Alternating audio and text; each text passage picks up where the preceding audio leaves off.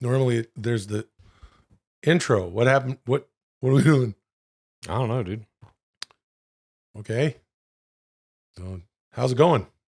Fistfights are big business. Last week, Netflix announced they will be globally streaming an exhibition match between 57-year-old boxing legend Mike Tyson and 27-year-old influencer Jake Paul in July. Is this the greatest idea in the history of video media? Or the worst? Will Mike Tyson rearrange Jake Paul's face? Or will Jake Paul continue to silence critics with another win in the ring? Will this be the start of a Netflix age gap celebrity boxing league? Let's get right into it. You both know the sweet science better than anyone else in the pod show media sphere. Please kick off the show by rendering your nationally recognized boxing expertise. This is Iron versus Influence Ding Ding. Okay, hey, well, I guess we're jumping right into it this week. That's a little bit of a change. Yeah, okay, that's all right. Let's go with it. Mike Tyson versus Jake Paul. What the fuck is this all about? Netflix. Yeah.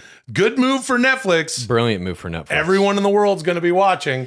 This, to me, is opening the door for the streamers to get into live sporting events in a way that it hasn't before. You can watch like basketball games on Max now, NBA games, and that's kind of that. But like the championships will be on, I'm sure, a network. The NFL is on a network. Netflix is saying, hey, NFL, Super Bowl should be here next year. Or whatever, whenever the first year is that they're open. Yeah. And I think eventually that will happen. In terms of the outcome of this match. It's not going to be, the Super Bowl's not going to be on Netflix. Or on Amazon or whatever. It will be on a streamer within 5 years. Look, it took forever for people to switch over from their box 4x3 screens to the 16x9 thing. The FCC had to essentially ban those damned those screens. What are you going to do? You're going to get rid of cable TV? You're not going to get rid of cable TV. Yeah, dude, it's already dying. It's not. Everything's fine. Hey, look, I agree with you that it's getting into streaming sports. Hold on, dude. Hold on, Chad, because Netflix is getting into streaming, dude. I mean, live streaming, dude. Yeah. So here's this thing. I don't know what the hell's going on, or... First of all, this is an exhibition, and I do have to correct you, although I know it was being facetious. I'm not a boxing expert. However, you used to watch a lot of MMA. Yeah, I would say at one point I was probably an MMA expert. I am not even close to it now. I haven't really kept up with it for many years, but back in the kind of heyday when Matt Hughes and Rich Franklin and St. Pierre were all fighting, I knew like everything about it. That said, this match is interesting. Mike Tyson is maybe the most feared heavyweight boxer of our generation. Yes. Lightning quick knockouts, amazing power, super speed, seemed impervious to damage. He is, however, 57. Yeah, but so what? You know, he's like one of those thick, like 65-year-olds that you see just walking down the street, or, you know, you're at the grocery store, you're like, look at that fucking guy with the white beard and the bowling ball shoulders who probably beat the shit out of everybody in here. Or he walks into the fucking gym. Yeah. And you're like, Joe, look at that guy. He's got that bone density. Yeah. You know, it's like the movie Rocky Balboa, Rocky 6, when Apollo's former trainer's like, you can't do speed training. So, you know, this and that is let's build some hurting bombs. If Mike Tyson gets a hold of it's like, I was actually thinking about the first time I saw a Mike Tyson fight. It was 1988, him versus Michael Spinks. And I think his name was Michael Spinks. Michael Spinks. Spinks. Sphinx, like the Sphinx. Yeah. Okay. Michael Spinks, and Mike Tyson hit him so fucking hard that he twisted his head all the way around. Yeah. And that's interesting. That's a nice image that Dudesy just put up. If you're not watching on YouTube, you should be.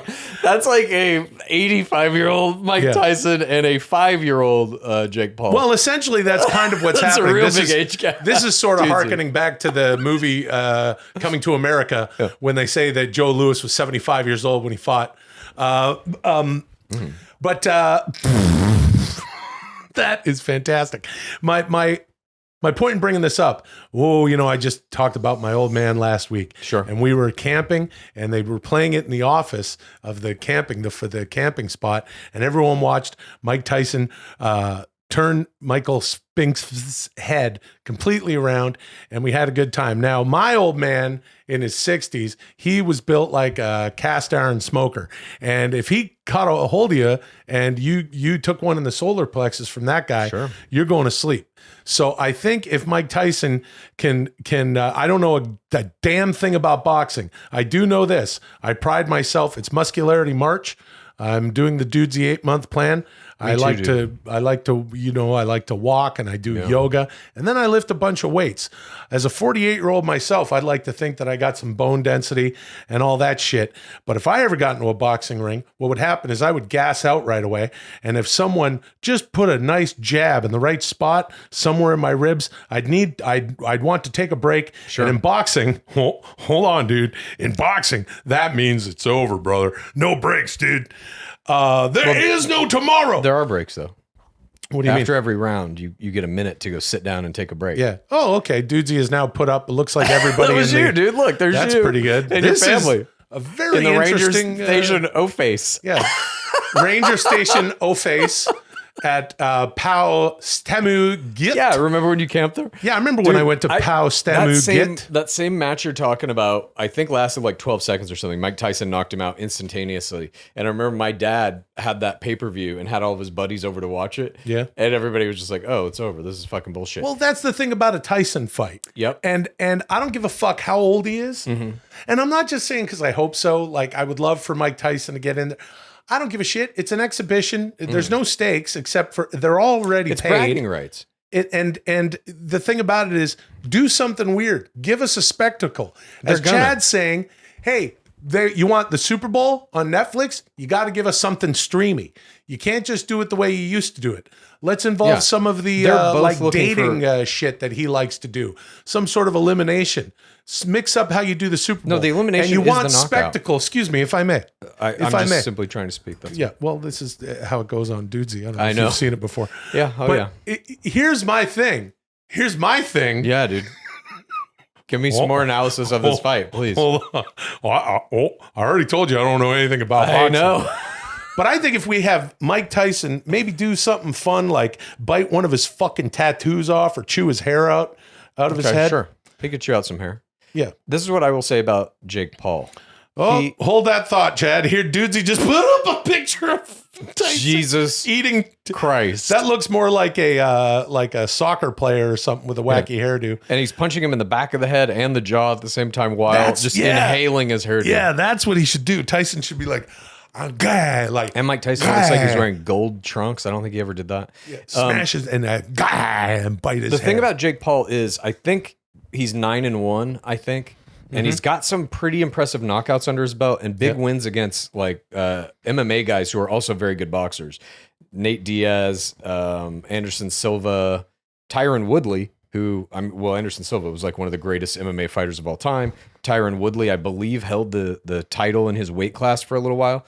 And Jake Paul beat them. He beat these guys fair and square in a fucking ring. So it's like he's no slouch. This guy can box. That said, he's training very hard. Yeah, I don't think any of those guys that he's beat have ever been on the level of Mike Tyson in boxing. And I don't think any of them possess Tyson's like explosive knockout power. I think it's true what you're saying. If Tyson catches him with like one good shot, it could be over. That said, Jake Paul has knocked some motherfuckers out too. I don't know what's going to happen in this fight, and I think both of them are going to be looking for the knockout. Both of them are going to be looking for like incontrovertible proof that they are the best fighter. Yeah, well, no, you're not going to be able to measure it. The weight classes are all the way out. This is sort of the beginning of like the celebrity death match thing, like that trope, which I think, if I may, that was perfected on SCTV when the immortal John Candy faced Martin Short. Sure. When it was Julia Child versus Mr. Rogers, and Eugene Levy was Howard Cosell in the PBS Battle of the Network Stars. This is a tremendous fight. And nowadays it could be, then you could get the Bachelor people involved. Well, I would say, yeah, it was perfected on World's Toughest Test, season 2. What is this? This is where they take a bunch of celebrities and former Olympians and former NBA players, reality show people. Ozzy Osbourne's kid, Jack Osbourne, was on this last season, and they run them through Army special ops training in some secluded area just to see if they can handle it. And part of that training is they make them kick the shit out of each other. Now I'm interested. There's a thing where they're at one point, they're just like, okay, the guy who hosts it is like, he's got a voice like this. Yeah. And he says, all right, you're going to get out there and you're going to beat each other to a pulp.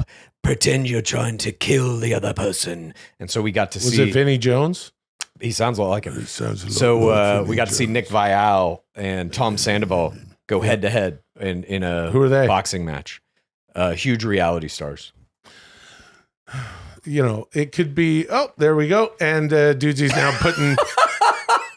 It looks like some sort of. Now that's a show I'd watch. That is a show. Just the visual What there. is this? It's like Bachelor in a boxing ring. Check this out on YouTube. Dudesy's throwing up some AI images of various things. Holy shit. Well, at any rate, I don't know. I like Logan Paul because he's the United States. He's a wrestler. Yeah, he's a wrestler. That's the difference. That's the difference. I knew it. You're like the Paul family. Oh, Logan Paul has it figured out. He's healing out so hard. He's fought, though. He's done real boxing matches. Of course, he fought fucking Mayweather, him dude. And KSI and everything. Another, an influencer guy. His partner in the Prime thing. Oh, did you see what happened on SmackDown with Prime? They put the Prime thing in the middle of the ring. And, dude. Yeah. Finally, the Prime thing in the middle of the ring. You didn't see it, I don't think. Finally, dude. Okay, he's going to do that thing where he doesn't know whether it's look, here's what we're not boxing experts. Speak for yourself. Here's what I think. I know everything about it. Here's what I don't know if it's a hope or what I'm thinking. Jake Paul is a very polarizing figure. Sure. I think he's playing the heel very well. There's a certain element of kayfabe there, of obviously. Course. He knows what he's doing. Yeah. When he went to Floyd Mayweather and he took his hat and he's like, got your hat, which was fucking hilarious. And he runs That was away. Logan. No, that was Jake. Was it? I'm pretty sure that was Jake. I think Logan Paul fought him. That's not something that, no, I think Jake Paul did. And that's not something that Logan would do. What, dude? Logan I'm Paul. going to look this up right now. All right. Well, anyway, while he does that, I'll tell you what's going to happen in this fight, even though I don't know a damned thing about boxing. Mike Tyson is going to get that George Foreman. You remember when he had what? Logan Paul fought him. Oh, but Jake Paul stole his hat. Oh. Anyway, it doesn't matter. The point is this. Yeah, Logan Paul fought him and Jake Paul. Jake Paul's gonna go, oh, fuck.